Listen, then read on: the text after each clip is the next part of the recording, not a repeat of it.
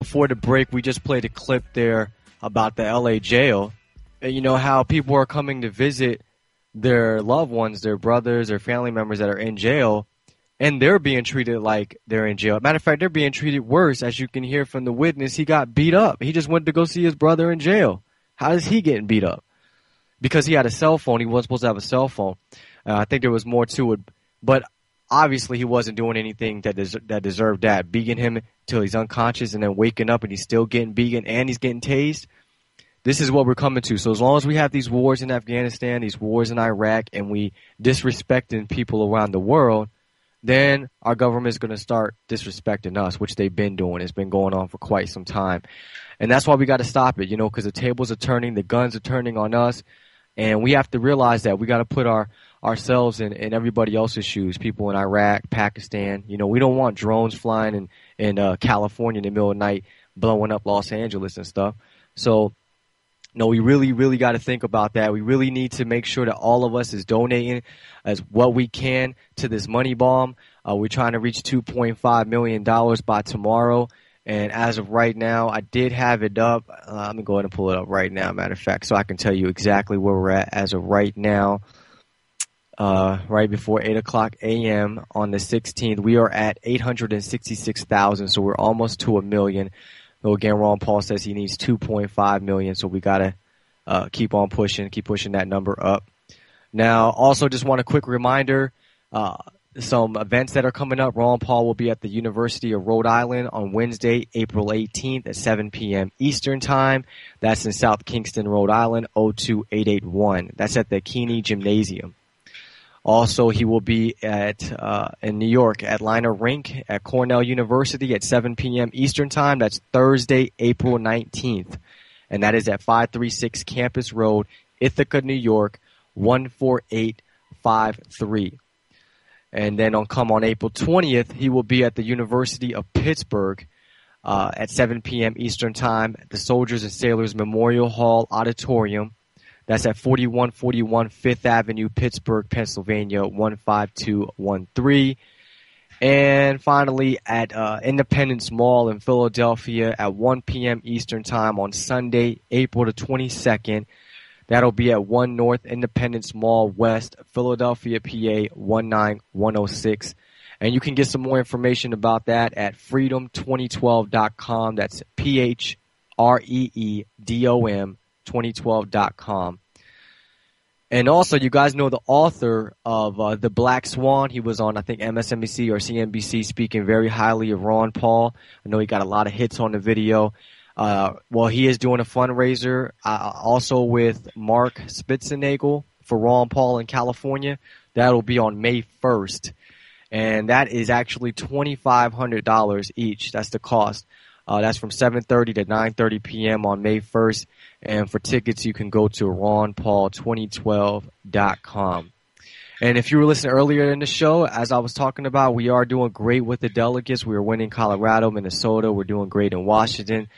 Also, I apologize at the beginning of the program. We were off air for a little bit. We've had a new connection. We're back on Skype. And just wanted to make sure my levels are all correct and right. And it looks like we are doing good now. So tomorrow going forward, we should be fine. Now, there's a couple of headlines I want to speak about before we wrap up the show here. I think we got about 6 more minutes maybe. Let's see. We have here TSA inspector accused of stealing iPads at Dallas-Fort Worth Airport. So we get our stuff checked and then we get our stuff stolen. And then we get the runaround when we ask where our bags are at. Let's see. A Transportation Security Administration baggage inspector at Dallas-Fort Worth Airport has been indicted in the theft of Apple iPads from luggage over 8 months. Clayton Dovell, 36 of Bedford, was arrested February 1st and has been suspended indefinitely. The investigation led to the recovery of 8 stolen iPads, including one that was among Dovell's possessions at Terminal E when he was arrested. His attorney, Greg Westfall, declined to comment. The indictments that the Tarrant County grand jury issued this week charged Dovell with theft by a public servant of items valued up to $20,000. If convicted, he could face 2 to 10 years in prison. Now, according to airport police, a traveler reported January 24th that his iPad 2 had been stolen and that he had traced it electronically to a home in Bedford, owned by Dovell. Now, you know he feels like an idiot. This dude on track where his iPad is, and it's in your house. While arresting Dovell in that case, airport police discovered another iPad in Dovell's leather satchel. Dovell told authorities that the iPad was his, but that he couldn't remember where he bought it, according to police reports. Using the iPad serial number, police traced it to a Grand Prairie man who had reported that it was stolen as he traveled through Terminal E in May. Let's see. TSA issued a statement calling the arrest part of a zero-tolerance policy for allegations of misconduct or theft. And, he's free on $5,000 bail. So, we're going to take away your freedoms first, and then we're going to steal your stuff. I mean, how many stuff did he steal? And who knows? He probably stole more, and there's probably other agents out there that are stealing a lot more. It's just a bunch of waste of time in the airport. You're frisking little kids. You're filling on women. It's just ridiculous. But I don't hear about them in the media getting in trouble or those agents being arrested. And it's because those agents are doing what they're told. And that's the problem. Why are they being told that this is okay? And we got to stop this. We got to stop allowing the government to spend our money to go to these wars. And then, like I just played the clip earlier, now we're being tortured in jail.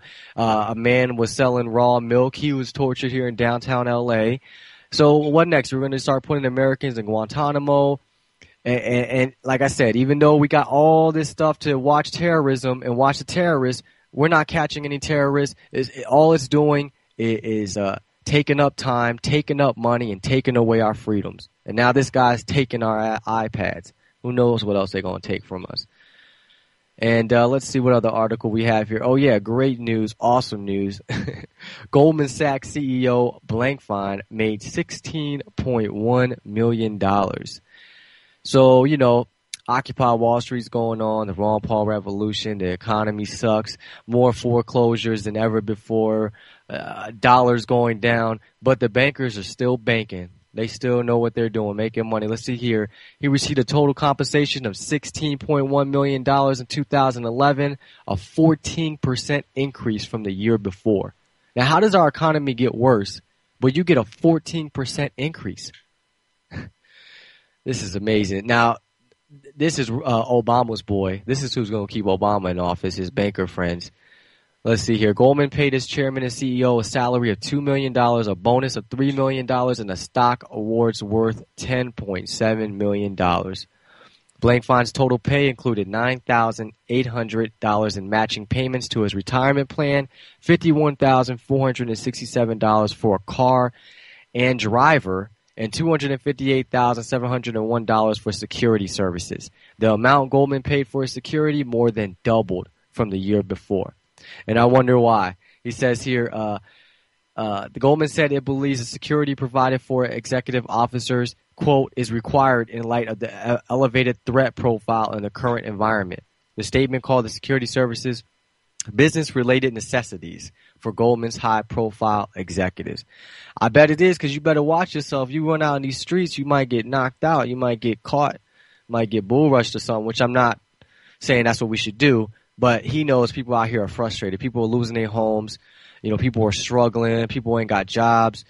Meanwhile, this guy has money that he could just blow like nothing. He could buy an island, could buy a whole country probably. And there's something wrong with that. When you're getting Federal Reserve money for cheap and we're paying the interest on it and we're paying the taxes and we're bailing you out and we ain't supposed to be upset about it, that's why you got more security, because you know more and more people are finding out. Now, we are approaching the end of the show. Should be here any minute now. I want to thank you for listening. Again, we had low issues at the beginning because we do have a new connection. But starting tomorrow going forward, we should be back to normal. Again, this is Paco, and you're listening to Occupy the Media. We're on every morning from 10 a.m. Eastern Time until 11. And if you haven't already, please, we beg you that you donate to the campaign, RonPaul2012.com. We have to take over the GOP. We're winning the delegates, but Ron Paul needs some more money. He needs more money to go around, more money to tour and spread the message of liberty. All right. So again, I'm Paco, your host. Thank you for tuning in. This is Occupy the Media, and I'm out. Stay tuned to Raw and Paul Radio.